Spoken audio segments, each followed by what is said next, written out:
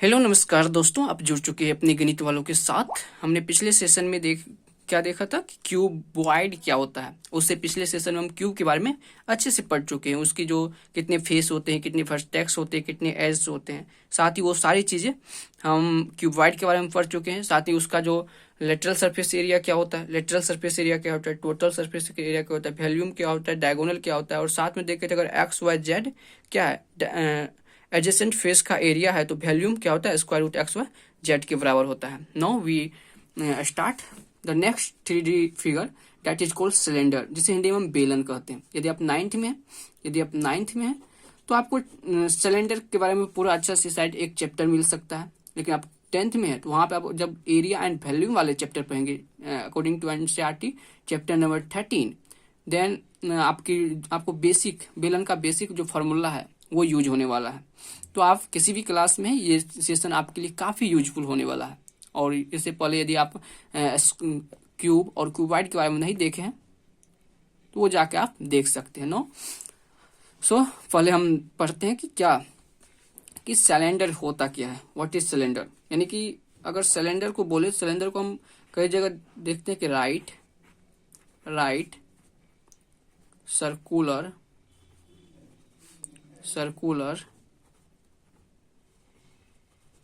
Right circular cylinder भी बोलते हैं, यानी कि ठोस बेलन। ठोस बेलन के भी नाम से जानते हैं। ठीक, किस तरह का दिखता है।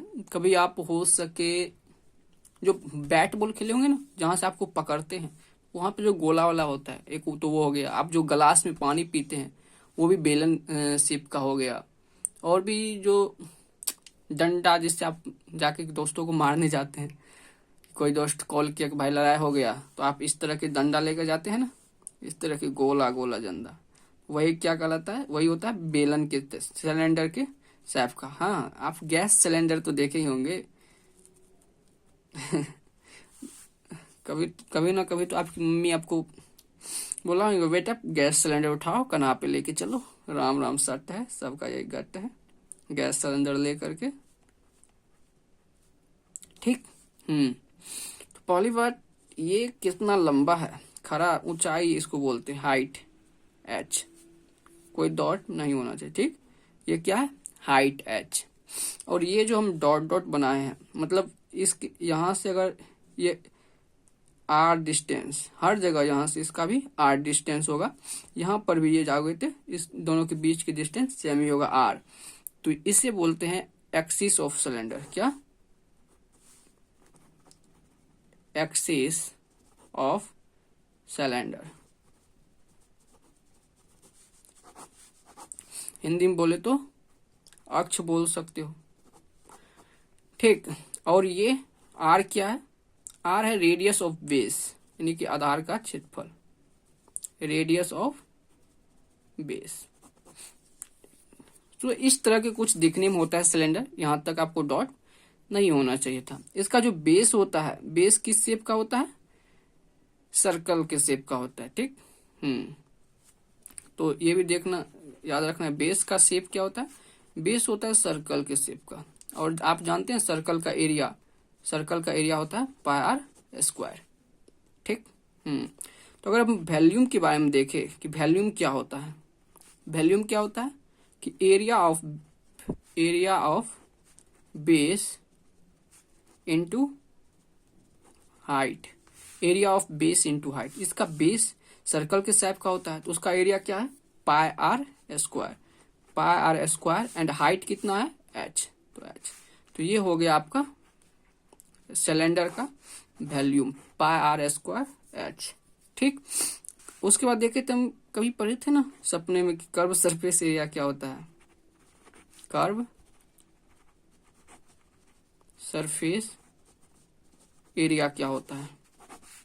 यदि आपको भी दिक्कत होता है कर्व सरफेस एरिया क्या होता है, लिटरल सरफेस एरिया, इसमें डिफरेंस क्या है, तो आप हमारे पिछले वाले सेशन पढ़ सकते हैं। ठीक, एरिया एंड वॉल्यूम वाला, उसमें मैंने काफी डिटेल में इस पे चर्चा की है। कर्व सरफेस एरिया मतलब इसके चारों तरफ का एरिया, ये जो यहां से लेकर के यहाँ पूरा, मतलब जितना भाग पकड़ते हो ना बल्ला का, वो सारा भाग पूरा का एरिया, यहाँ से यहाँ तक का पूरा गोला भाग का एरिया, बस ऊपर वाला और नीचे वाला को छोड़ के, वही हो गया कर्व सरफेस एरिया। तो कर्व सरफेस एरिया कितना हो जाएगा, देखो पहली बात क्या कि अगर कोई फिगर मान लो ऐसे है, ठीक, तो हम क्या करें, यहां से इसको काट दे, यहां से इसको हम उघाड़ दिए, तो ये कैसा दिखेगा, ये कुछ ऐसा दिखेगा नहीं, दिखेगा ना। अगर आप फिर इससे इसको मोड़ो, इसको यहां से इसको पकड़ के ऐसे मोड़ो, तो ये ऐसे ये आकर के यहाँ सट जाएगा और गोल हो जाएगा।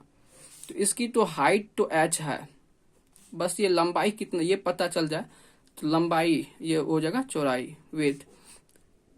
अगर देखो यहाँ से कट किए हैं तो ये पूरा एक, इसका रेडियस r है, इसका जो पेरीमीटर होगा सर्किल का वही ये होगा लगेगा 2πr, ठीक। तो बस अब इसका जो एरिया है वही इसका कर्व सरफेस एरिया है, यानी कर्व सरफेस एरिया क्या कहलाएगा 2πr इंटू h। यार कोई भी 2D फिगर होता है उसका एरिया क्या होता है l इंटू बी, तो यहाँ पे b का काम कर रहा है h और l कितना है 2πr के बराबर है, तो वही ये हो गया l इंटू बी बस। एंड टोटल सरफेस एरिया, अगर आप देखो टोटल सरफेस एरिया मतलब कि इसका कर्व सरफेस एरिया और ये ऊपर वाला एंड नीचे वाला बेस का एरिया ऐड कर दो तो हो गया टोटल सरफेस एरिया। साइड वाला कितना, ये 2πrh प्लस दो गो सिलेंडर का सर्किल का एरिया 2πr², यहाँ से 2πr कॉमन ले लो, 2πr into r plus h, ये हो गया सिलेंडर का टोटल सरफेस एरिया, ठीक।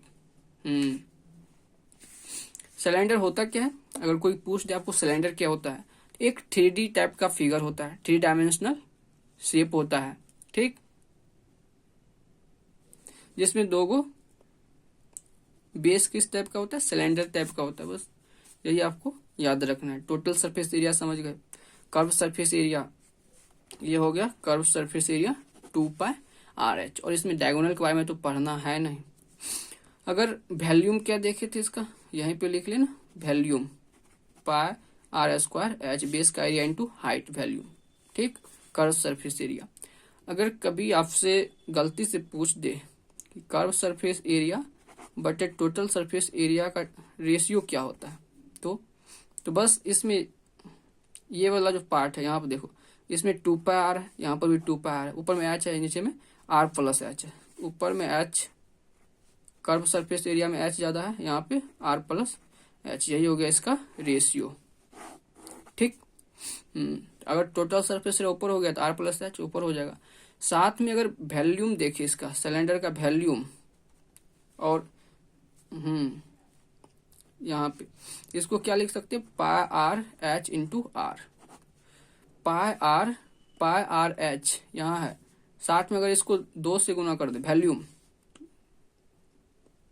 जैसे वैल्यूम ये है, इसमें 2 से गुना कर दे, इसमें 2 से गुना कर दे और 2 से डिवाइड कर दे, ठीक, तो ये वाला पार्ट क्या हो गया, ये वाला पार्ट हो गया आपका कर्व सरफेस एरिया। तो वो बस वैल्यूम बराबर 1/2 curve surface area into radius of base. एक ये नई चीज है कि आप इसे ट्रांसफॉर्म कर सकते हैं। तो बस आपको ये याद रखना है कि जो राइट सर्कुलर सिलेंडर मतलब कि ठोस बेलन होता है, उसका जो बेस होता है किस टाइप का, सिलेंडर होता है, बेस के πr² होता है। वैल्यूम बराबर जानते हैं कि बेस का एरिया इंटू हाइट होता है, base to πr² into h हो गया, तो यानी कि वैल्यूम हो गया सिलेंडर का πr²h। साथ में कर्व सरफेस एरिया देखो, तो कर्व सरफेस एरिया देखे थे किस तरह से, 2πrh के बराबर होता है total surface area, curve surface area plus base और ऊपर वाला फेस का एरिया, दो गो सिलेंडर बन जाएगा, 2πr² हो गया, तो total surface area 2πr into r plus h। साथ में अगर वैल्यूम देखो तो πr²h, एंड इसको ट्रांसफॉर्म किए थे तो वैल्यूम और कर्व सरफेस एरिया में रिलेशन निकल गया था कि वैल्यूम बराबर half curve surface area into radius, ठीक। नहीं तो अगर यहाँ से निकालो कि वैल्यूम बटे कर्व सरफेस एरिया, तो ये हो जाएगा, इसको यहाँ 1/2 रेडियस के बराबर हो जाएगा। तो आप ट्रांसफॉर्म कर सकते हैं। साथ में देखे थे कर्व सरफेस एरिया बटे टोटल सरफेस एरिया का रेशियो h/r प्लस h, एक ये होगा। तो यहाँ हमारी सिलेंडर खत्म होती है, जो जितने भी बेसिक चीज है। ठीक, इसमें तो अब कुछ ज्यादा बचा नहीं है। ठीक, इतना चीज आपको जानना था बेसिक में। मुझे उम्मीद है कि आपकी जो जितनी भी कॉन्सेप्ट थी पहले से कि वॉल्यूम कैसे निकलता है, कर्व सरफेस एरिया जो हम रट लिए थे 2πRH, बस हम यहाँ एक्सप्लेन करने का कोशिश किए कि इसको अगर काट दो तो ये जो हो गया यही इसका लंबाई काम करेगा और विड्थ का काम तो एच कर रहा है, यहाँ से कर्व सरफेस एरिया निकल गया। ठीक, यदि आपको ये सेशन पसंद आई है तो आप अपने दोस्तों तक पहुंचा सकते हैं।